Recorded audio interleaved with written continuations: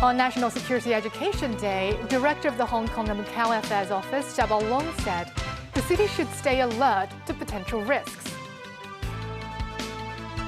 Chief Executive John Lee said the government will complete Hong Kong's 5-year plan this year. Staff from the Fire Services Department testifies in one full court hearing.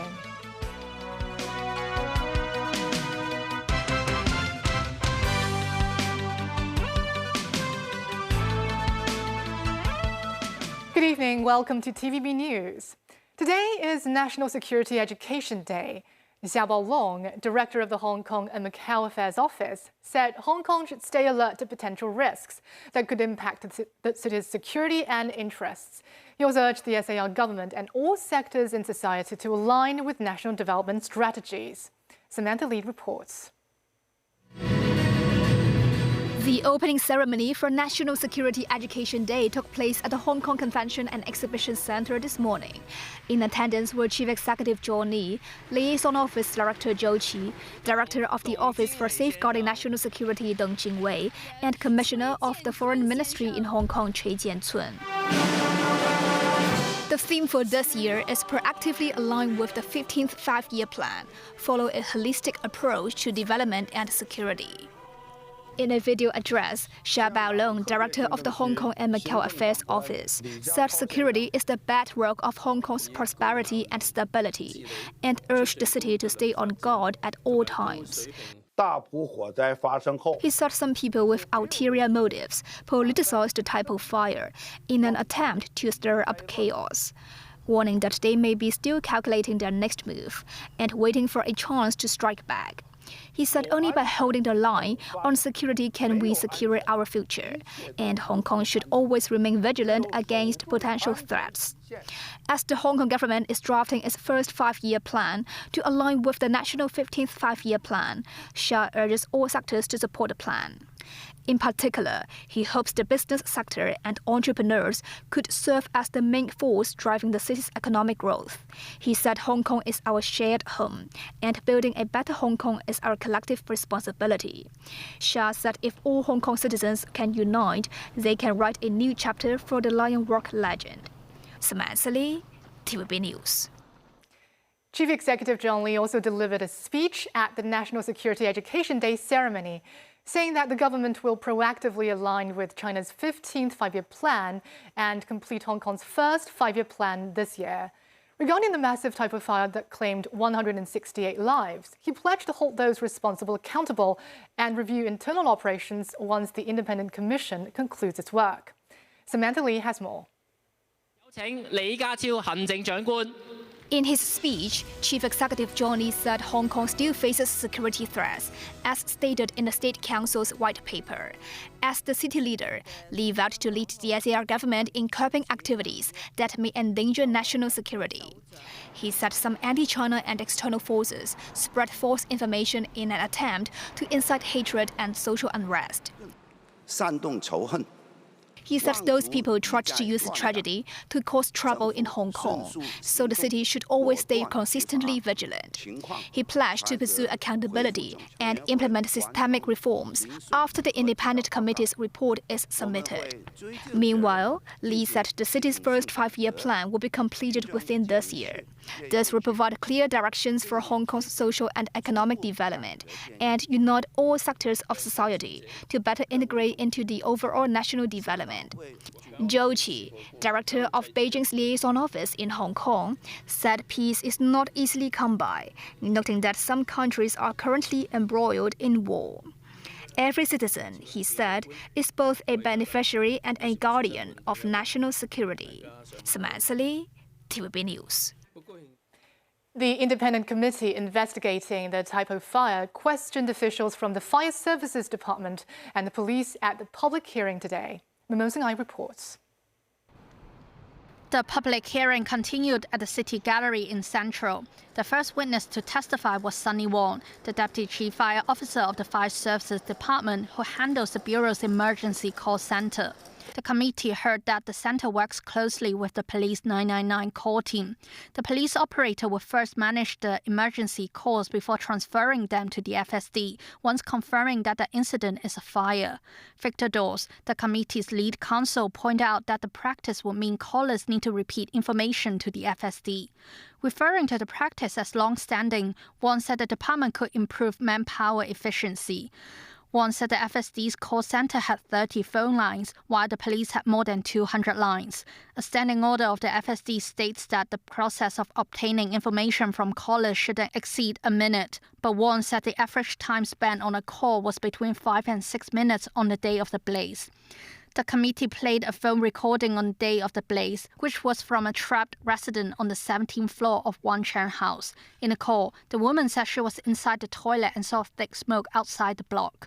The 999 operator asked if she needed help from the FSD, and the conversation ended with "call us back if you need." The FSD never received that call. The woman died in a fire. Dawes said the handling of that call wasn't ideal. Wong agreed. Zheng Shuk-ying, the officer in command of the Police Casualty Inquiry Unit, which answered calls from families and friends of Wangfu Court residents after the blaze, told the committee that the unit consisted of 6 teams. She said the force had deployed 50 staff for the occasion. Zhang Gazheng, officer in charge of the Police Disaster Victim Identification Unit, or DVIU, recalled his work process of recovering human remains inside the 7 burned-out one-foot blocks. Zhang said the unit's goal was to locate all the reported missing residents. Asked for his replies to speculation the DVIU could have missed bodies in the buildings, Zhang said it would be nearly impossible because members had searched every inch of the scene. He added that the team had once conducted 5 searches to locate 1 victim. Responding to comments that the committee should be granted statutory powers after some individuals have refused to testify at the hearing, the committee's chairman David Luke said they will announce their decision to the public in due time. Memos 9. TVB News. US President Donald Trump said talks with Tehran could resume in the short term and that the war in Iran was very close to over. This, as the American military said, 10,000 personnel were deployed to enforce the blockade of Iranian ports, completely cutting off Tehran's international sea trade. US President Donald Trump on Tuesday morning gave Fox News his assessment of the state of the conflict, saying he sees it very close to completion and that Iran wants to make a deal very badly. Trump also noted there's still work to be done for the United States and claimed the Islamic Republic would need 20 years to rebuild if the US troops pull out of the country right now. Meanwhile, Trump told the New York Post a second round of talks aimed at ending the war with Iran could be happening over the next 2 days. This after the first round collapsed in the Pakistani capital without an agreement on Iran's nuclear ambitions, which the White House says is a sticking point. Trump had initially suggested the potential new round would likely happen somewhere in Europe, before hinting to stay put in Islamabad due to the outstanding mediation performance of Pakistan's Chief of Army Staff, Field Marshal Saeed Asim Munia. Vice President J.D. Vance, who headed the U.S. delegation last week, explained Trump's war strategy while addressing a rally in a Georgia college town. Right now, the ceasefire is holding. And what you're seeing is what the president wants to make, he doesn't want to make like a small deal. He wants to make the grand bargain.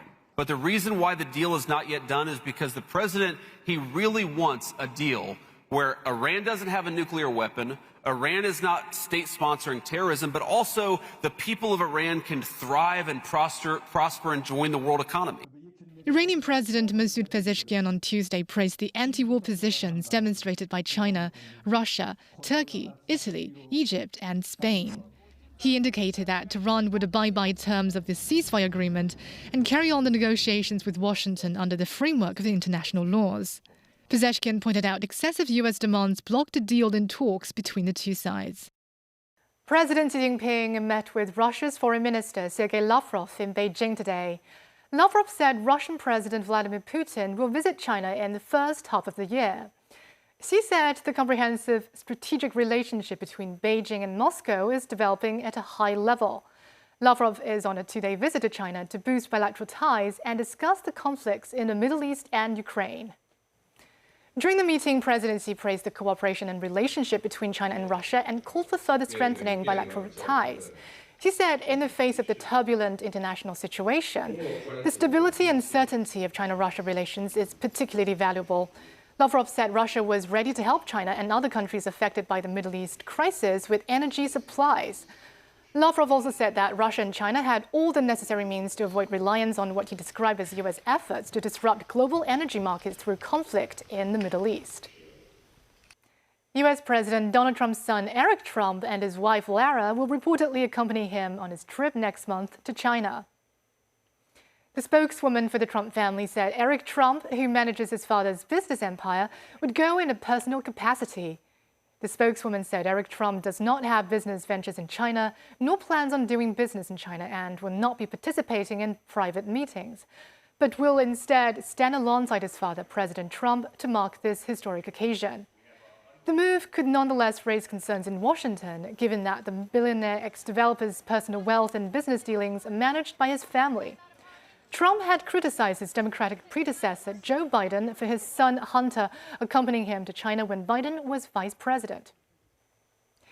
The 139th edition of the Canton Fair in Guangzhou has drawn a record number of over 32,000 participating companies that span from AI, 5G, smart wearables to consumer drones. The venue of the fair was packed with crowds on the opening day as industrial machinery and vehicles were on display. An electric vehicle exporter from Chongqing said this is the 10th year of their participation in the event, but expressed concerns about the Middle East tensions and their impact on the volume of business, citing security risks in Qatar and Dubai. Over 21,000 buyers have registered at this year's Canton Fair. New energy products won the favor of customers from around the world amid recent hikes in fuel prices. The fair, running through May the 5th, is staged across 3 phases. The second phase, dedicated to household goods, will start next Thursday. And still ahead, negotiation talks between Israel and Lebanon took place in the US. Italian Prime Minister Giorgia Meloni criticized Donald Trump and Trump hit back. And community living room with halal food preparation area opened in Yangmate.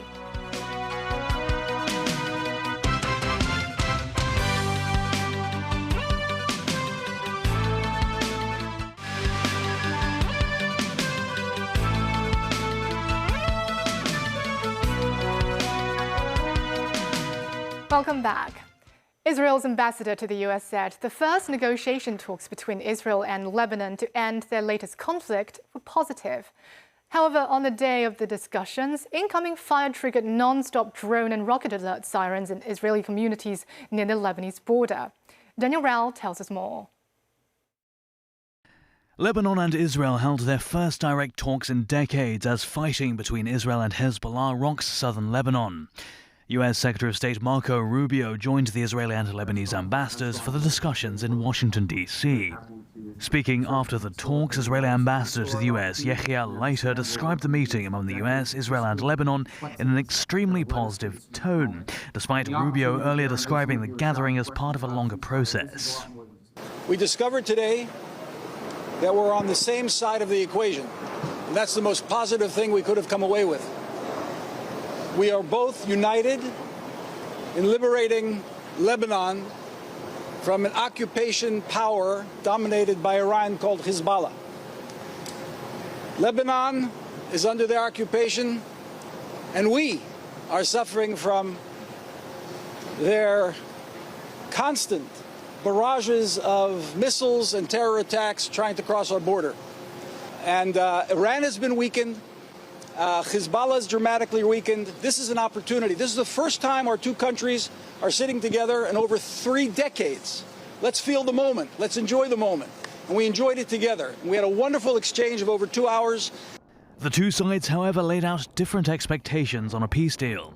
Israel expressed support for the dismantling of all non-state armed forces within Lebanon and the removal of related terror infrastructure, pledging to resolve differences through direct negotiations in pursuit of lasting peace and regional stability. Lebanon reaffirmed the need for full implementation of the ceasefire statement issued in November 2024, underscoring its national sovereignty and territorial integrity, and calling for concrete steps to address the severe humanitarian crisis resulting from the ongoing conflict. However, Hezbollah told the Associated Press it will not abide by any agreement. On the day of the discussions, incoming fire triggered non-stop drone and rocket alert sirens in Israeli communities near the Lebanese border. General TV News. Donald Trump has lashed out at one of his closest allies, Italian Prime Minister Giorgia Meloni, over her failure to join the US-Israeli attacks on Iran. Earlier, Meloni pushed back on Trump's broadside against Pope Leo XIV and announced suspension of automatic renewal of Italy's defense agreement with Israel. Italian Prime Minister Giorgia Meloni was at the International Wine Fair Vinitaly in Verona on Tuesday and affirmed that Italy sees the United States as one of its most important allies. But Meloni pointed out that alliances require candor and claimed that they would act accordingly when there are things they do not agree with. The feud between Pope Leo XIV and the US president escalated in recent days. Trump repeatedly said Leo was weak on crime and captive to the radical left after the Chicago-born Pope criticized Trump's threats to Iran. Meloni expressed a solidarity with Pope Leo, saying Trump's aggressive rhetoric with regards to the pontiff is unacceptable. She wrote in a statement that the Pope is the head of the Catholic Church and it is right and proper that he calls for peace and condemn all forms of war. The Italian leader further announced the suspension of a defense pact with Israel involving the exchange of military equipment and technology research in light of the current situation. The agreement signed in 2016 is set to be renewed this year following a 5-year extension in 2021. Trump, in response, told an Italian newspaper that he is shocked at Meloni for not wanting to help the US in the war. He bemoaned Europeans are paying the world's highest energy costs, energy that comes from the Strait of Hormuz. Yet, Italy and other NATO members are reluctant to join the fighting to reopen the waterway. Trump also used the interview to launch a fresh attack on the Pope, saying he has no idea what's going on and doesn't understand Iran's nuclear threat. Pope Leo set off for Cameroon on Wednesday, where he is expected to appeal for peace in the conflict in the country's English-speaking regions on the second leg of a 10-day tour of the 4 American countries. A large-scale farewell ceremony was held for the pontiff before his departure from Algeria. During his visit to Algeria, the Pope blasted violations of international law by neo-colonial world powers. The Pope's visit to Cameroon is expected to include calls for peace amid ongoing clashes in the country between government forces and separatist groups in its 2 Anglophone regions. Britain's Prince Harry visited Canberra today, where he participated in an Indigenous smoking ceremony at the Australian War Memorial. Harry laid a wreath and wafted in smoke from a fire pit of burning leaves at the 4 Our Country Memorial, honouring the military service of Indigenous and Australian personnel. Harry and his wife Meghan, the Duchess of Sussex, arrived in Melbourne on Tuesday for their first Australian visit since their official royal tour in 2018. The lower-key 4-day Australian visit comes after the couple announced in 2020 that they plan to step back as senior royals. The Yamate Community Living Room has opened, featuring a halal food preparation area to cater to the area's ethnic minority residents. Located at 573 Nathan Road, the Community Living Room has an area of 4,900 square feet and is open from 11 a.m. to 10 p.m. There is a children's playroom, a music room, and a laundry room. There is also a halal food preparation room for residents of different cultural and religious backgrounds. The tableware will be labeled with the English word halal for easy identification. The kitchen is divided into non-halal and halal areas with different styles for cookware and all cooking utensils. Halal cookware cannot be used for non-halal dishes such as cooking pork or lard. Deputy Chief Secretary for Administration Chek Wing-hing expects the community living room would serve 500 subdivided flat households in the area, benefiting 80,000 people annually. A 21-year-old man was injured after falling from his flat in Gold Coast to a moon. The incident happened at around 7 a.m. this morning. Sources say the man went to the toilet after waking up. He then realized that the lock of the toilet was broken and decided to leave the bathroom by climbing out the window. But he fell onto the patio in the process and injured his legs and waist. He was sent to Two Moon Hospital for treatment. A female retiree fell victim to an online investment scam, suffering a loss of $26 million. This as the police received a report from the 63-year-old woman who said she met an investment expert online. She said the man instructed her to pass $26 million in cash and gold bars valued at $430,000 to 14 people. She realized she had likely been deceived after doing so. No arrest has been made so far. Next Saturday is Hong Kong Cinema Day, with 52 cinemas offering a flat ticket price of $30. The Cinema Association said all screenings next Saturday, including VIP screenings, will have a flat ticket price of $30. Tickets will go on sale at each cinema and online starting at noon next Wednesday, with a limit of 4 tickets per person. The Cultural and Creative Industries Development Council is sponsoring the event. The council said the past 3 cinema days attracted over 600,000 attendees and received an enthusiastic response. They believe the event can support the Hong Kong film industry and stimulate related consumption. And that's the news. Thank you for watching.